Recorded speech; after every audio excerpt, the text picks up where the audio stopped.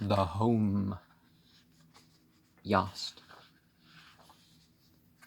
The Hom Yast has claims to antiquity owing to its subject, but not to its dialect. Next, after Srosh Yast, Ha'ama is Sama.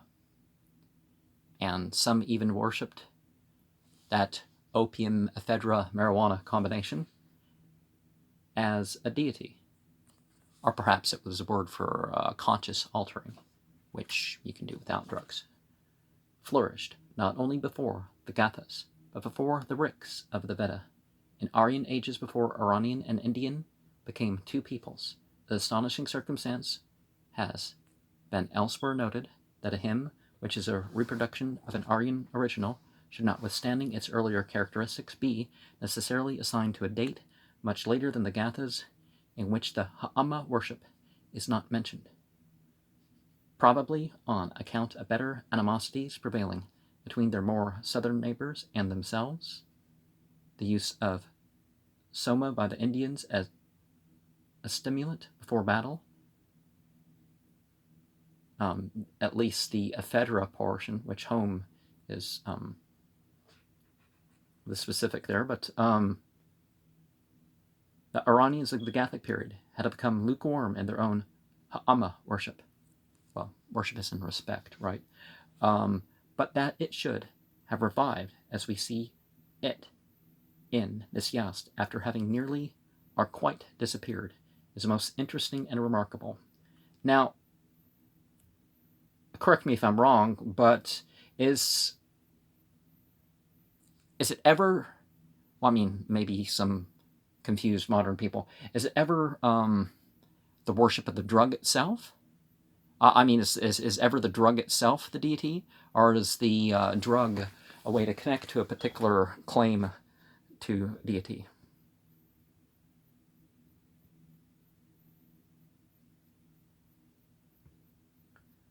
Was it definitely and purposely repudiated by Zarathustra, afterwards reviving as by a relapse?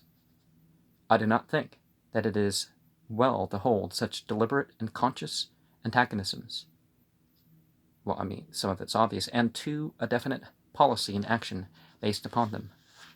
The Soma worship, well, worship with Soma, like the sacramental acts of other religions, which have become less practiced after exaggerated attention, had simply fallen into neglect, increased by an aversion to practices outwardly similar to those of the Deva worshippers, not the same thing as Devi, but, you know, the people have chosen to become, well, the beings that have chosen to become demons. And Deva worshippers has two forms, worshippers Yasnas, and Deva and Devas. So, well, I guess that makes four forms. So the S at the end would make the plural. No S's, or just one, you know. Anyways, or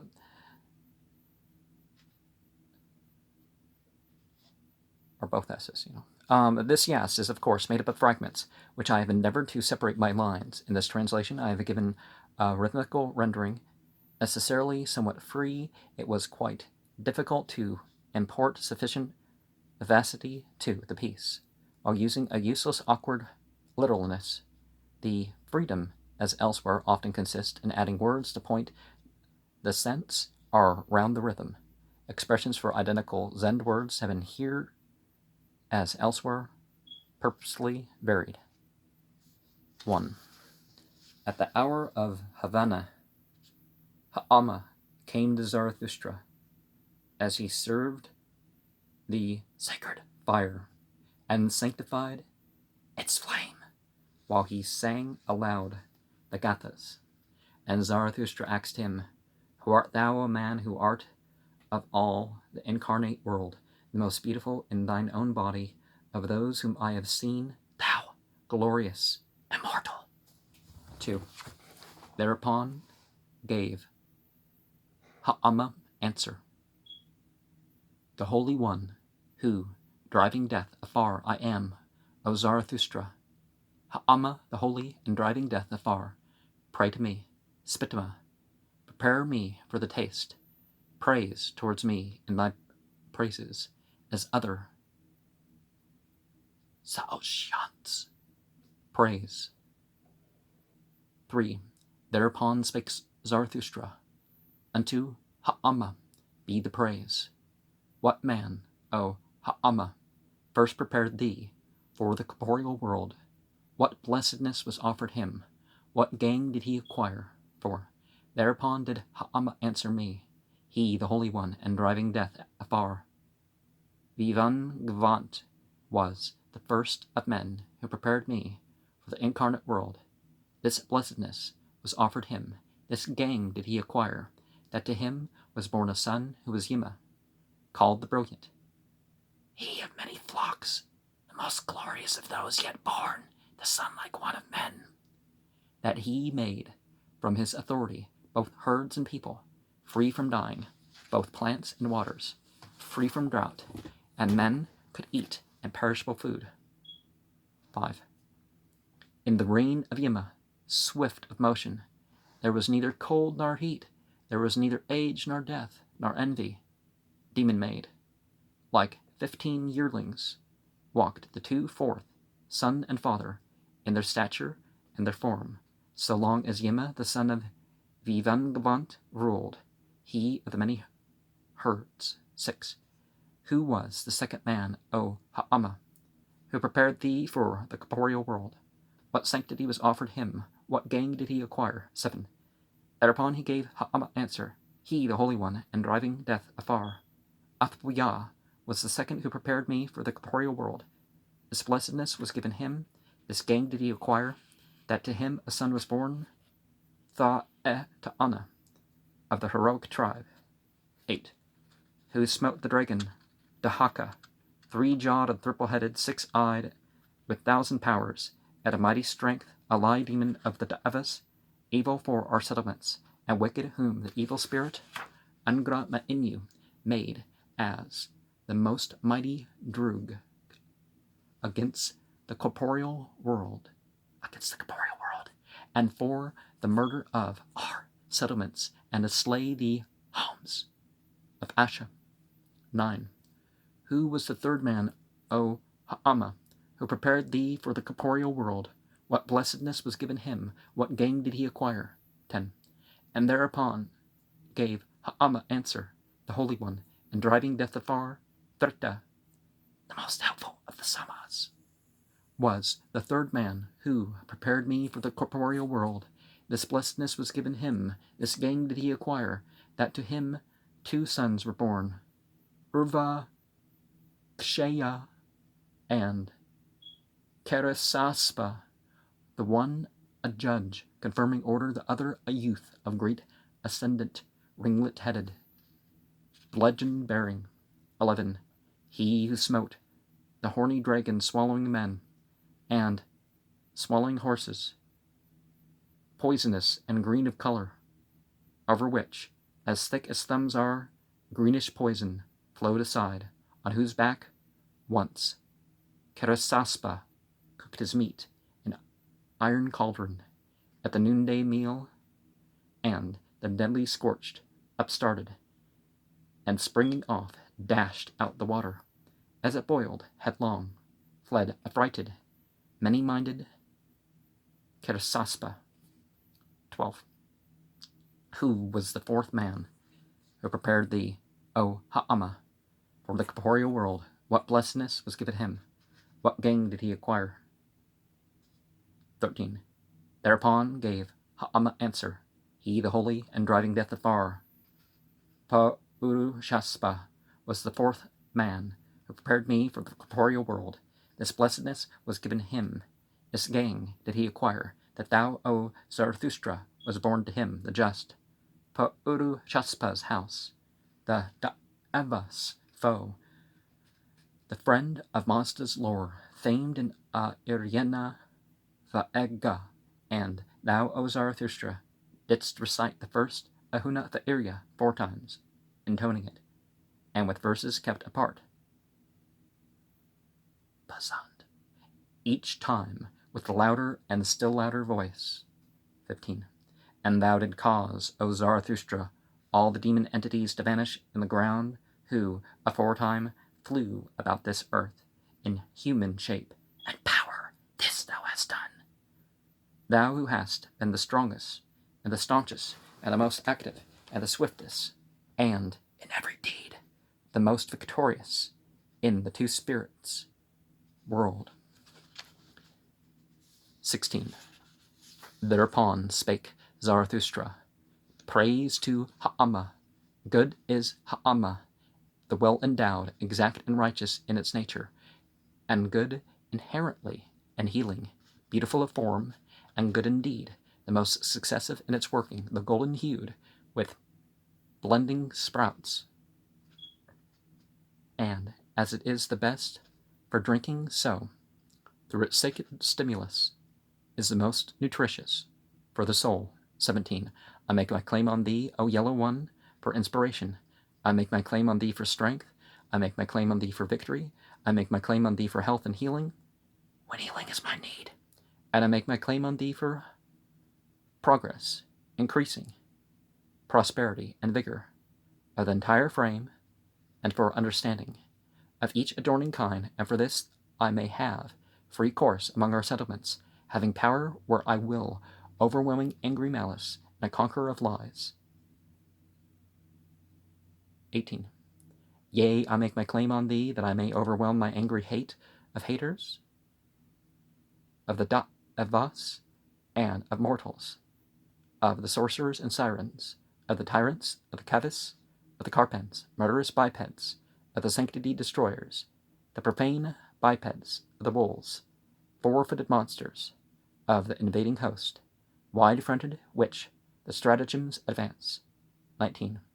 This blessing I beseech of thee, O Ha'ama, thou that drivest death afar, I beseech thee for heaven, the best life of the saints, the radiant, all-glorious. The second blessing I beseech thee, O Ha'ama, thou that drivest death afar, this body's health, before that blessed life is attained. This third blessing I beseech of thee, O Ha'ama, thou that drivest death afar, the long vitality of life. 20. This fourth blessing I beseech of thee, O Ha'ama, thou that drivest death afar, that I may stand forth on this earth with desires gained, and a powerful, receiving satisfaction overwhelming the assaults of hate and conquering the lie. This fifth blessing, O Ha'ama, I beseech of thee, thou that drivest death afar, that I may stand victorious on earth, conquering in battles, overwhelming the assaults of hate and conquering the lie. 21. The sixth blessing that I ask of thee, O Ha'ama, that thou that drivest death afar, that we may get good warning of the thief, good warning of the murderer. See first the bludgeon bearer, get first sight of the wolf. May no one whichsoever get first the sight of us. In the strife with each, may we be they who get the first alarm. 22. Ha'ama grants to racers, who would run a courser with a span, both speed and bottom, in their horses. Ha'ama grants to women to come to bed with child, a brilliant offspring, and a righteous line. Ha'ama grants to those, how many, who have long set searching books, more knowledge and more wisdom. 23. Ha'ama grants to those long maidens who sit at home unwed, good husbands, and that, as soon as acts he, Ha'ama, the well-minded. 24. Ha'ama lowered Karastana, dethroned him from his throne, for he grew so fond of power, and he treacherously said, no priest behind, and watching, shall walk the lands for me. As a counselor to prosper them, he would rob everything of progress. He would crush the growth of all. 25. Hail to thee, O Ha'ama, who has power as thou wilt, and by thine inborn strength, hail to thee, thou art well versed in many sayings, and true and holy words, hail to thee, for thou dost ask no wily questions, but questionest direct. 24. Fourth hath Mazda borne to thee the star-bespangled girdle. The Spirit made the Ancient One, the Mazdayastian faith. So with this thou art begirt on the summits of the mountains, and for the spreading the precepts and the headings of the Matra, and to help the Matra's teacher.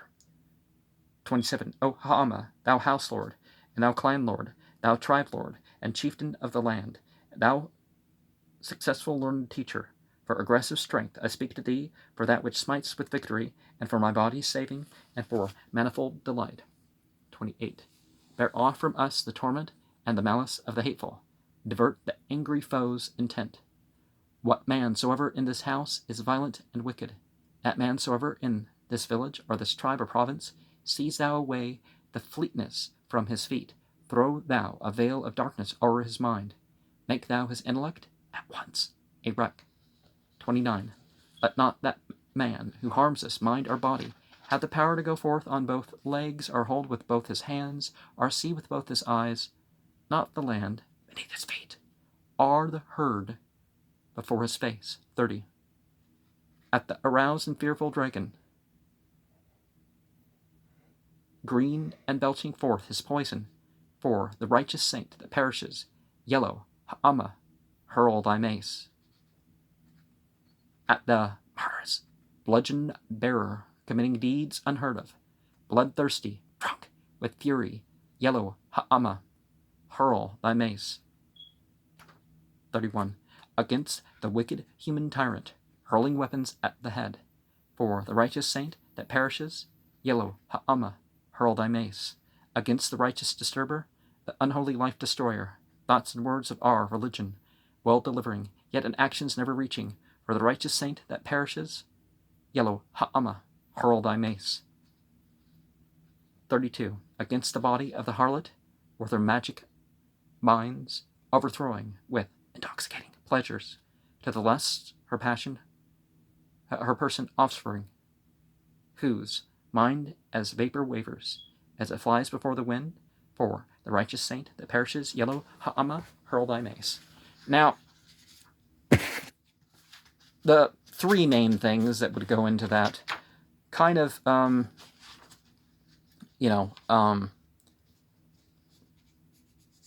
have health effects without intoxicating in their minor doses.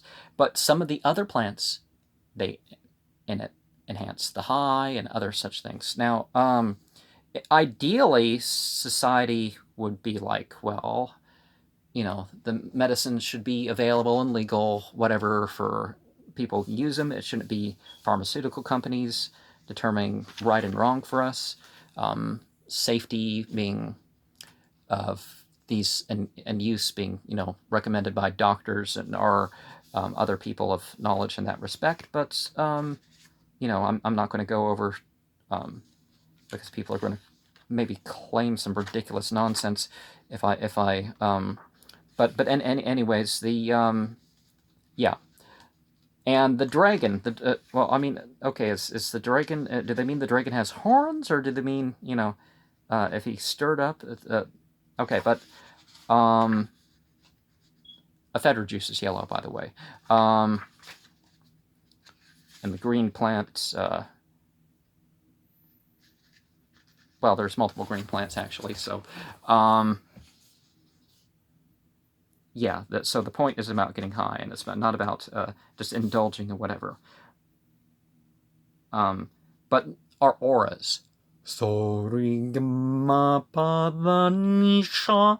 You can use sounds to create like this rainbow dragon around you. Well, it's there. It's your light, heat, moisture, magnetism.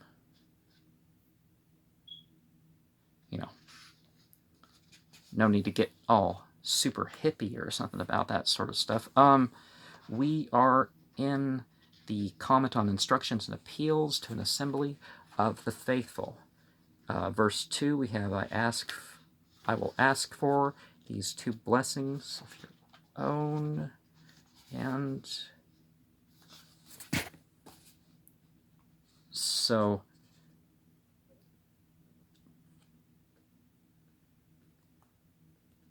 oh, no, I guess it's the next one. We already shared about that one. The foremost guide and light. Think also of Yasna 31, verse 17. The promise. Think of verse 5. That we're on verse 4. The dreaded dangers that we fear. See Yasna 29, 1 and 32. And our ruler and defense. It is hardly necessary to call attention to the fact that these abstracts are personified here. As in so many other places in the Gathas, we may indeed doubt whether the idea of personification was ever wholly absent, the original meaning being likewise never lost. Now, as much as, like, for example, we have an angel of this, and, you know, we honor that place, and certain material objects, you know, there's concepts that it's about us, you know. Professor Wilhelm, and what we can, you know, be your, how we should respond. It's not just some cosmological statement. It's Professor Wilhelm prefers taking Hashem as an accusative. How does one do they come to Asha? This is admirable, but I am on the whole inclined to regard Hashem as a nominative with Fesseratus, Ramitis, etc., taking the plurals Yaso, Havyen, as irregularly extending to the other subjects. Now, see, the plurals are not always the same thing. It's not like English, you can just add an S to the end.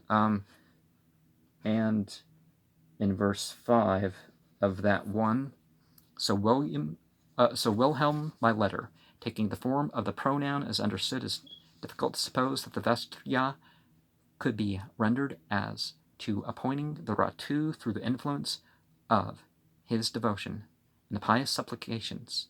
As Wilhelm justly says, the third line must apply to Ahura. And Yasna 43, verse 3, you might want to see that with the good, the yea, Ahma, as referring to Ho'eh, getting rumbly and the tumbly here.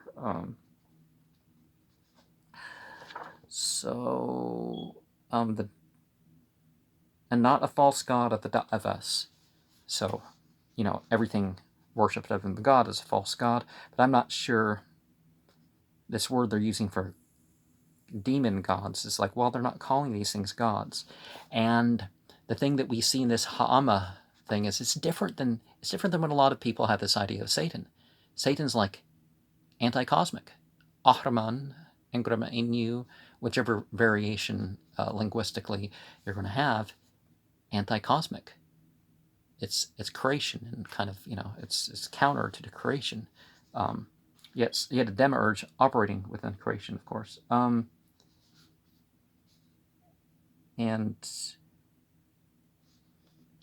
But that note, Yasna 31, verse 17, where faith of the Dregvant is sufficiently recognized to form the basis for a question, rhetorical indeed, but still a question.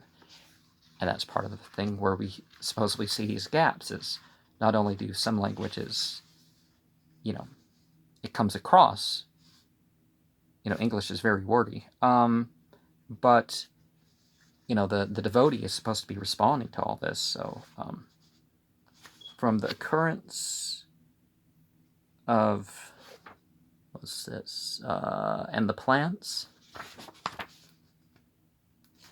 oh, I turned it too soon, of the water and the plants, besides the immortality and welfare, probably arose from the later particular identification of those names with water and plants. Stomach doesn't feel too good. And compare this to verse 20. And otherwise than that, we have verse 8, the men of understanding one. Otherwise, I will speak for thee, O Lord, for the all-wise one should speak. So the wise would be in the middle of that, rather than understanding. Are from the two Arana, like Yasna 31:3 and 43:12,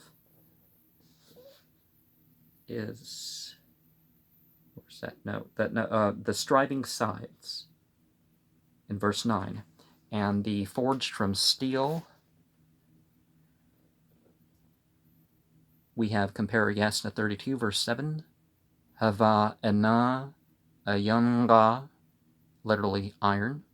the Quran also drives of importance with iron as something sent down. It's interesting that it's not something that our local sun can produce, but there's other significances that are less modern that we can understand. Others see the ordeal of the fire here and the bath of melted metal from which the righteous suffers nothing, but in which the sinner is consumed.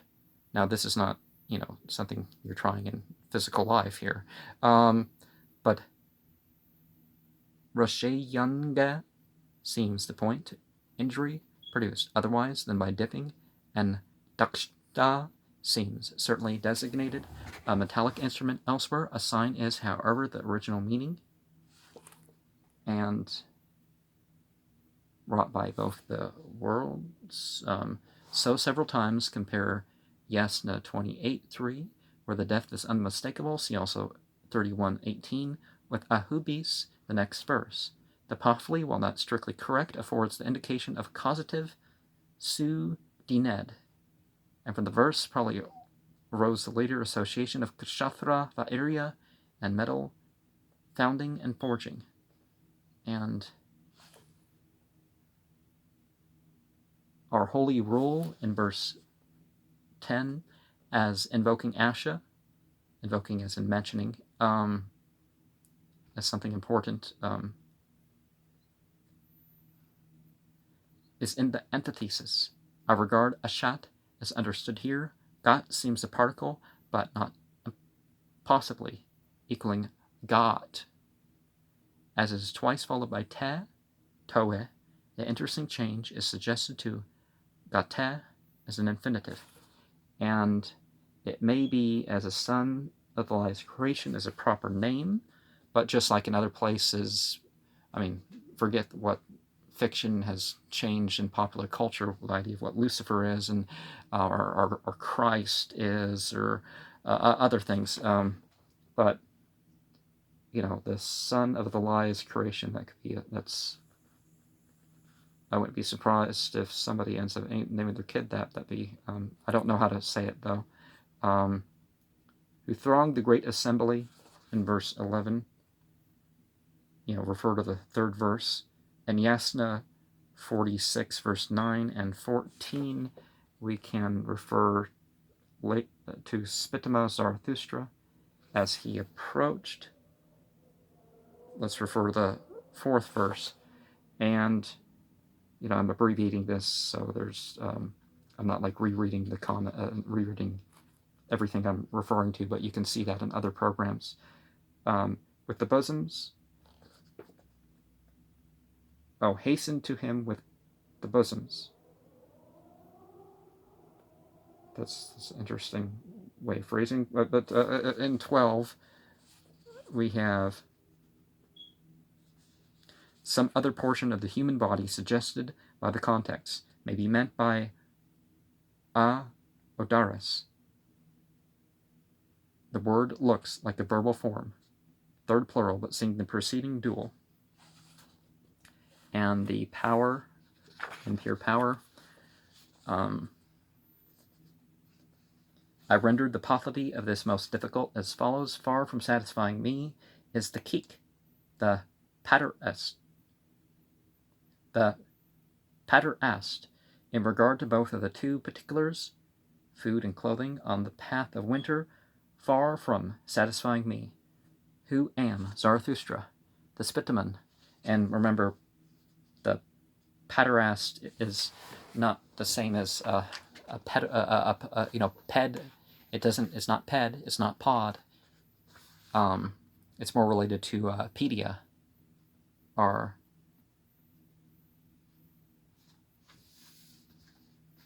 peda. Meaning pre-adolescent. Which, no one should be into that.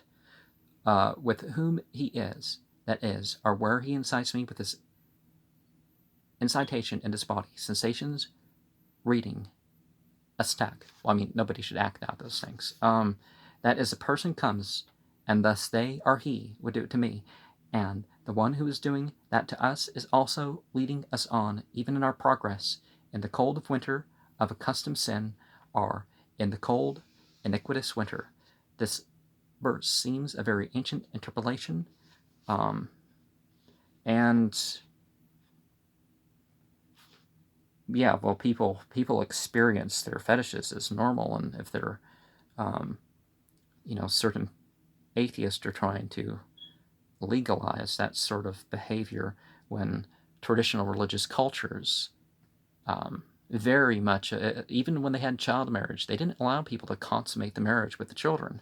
Well, some Indian cultures did, but not the Persian and Semitic ones.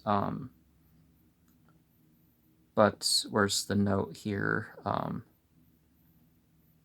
But yeah, that's an example just how evilly sexually perverted somebody is, to bring up that example. Them and the rapist, the universal examples. So that's the purpose here. His soul rages fiercely.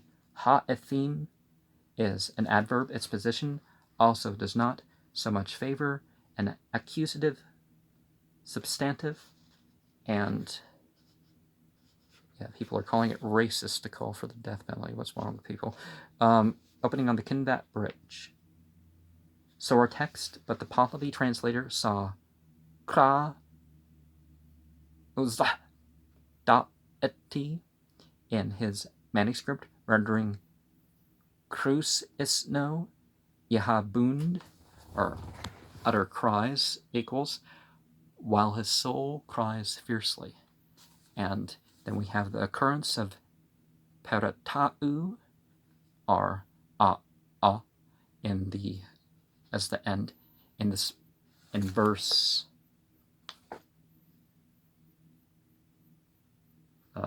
to reach.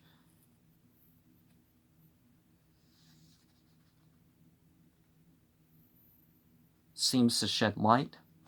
Oh, no, I mean, this is the Kinvat Bridge, and before that's the soul rages and truly crush. Okay.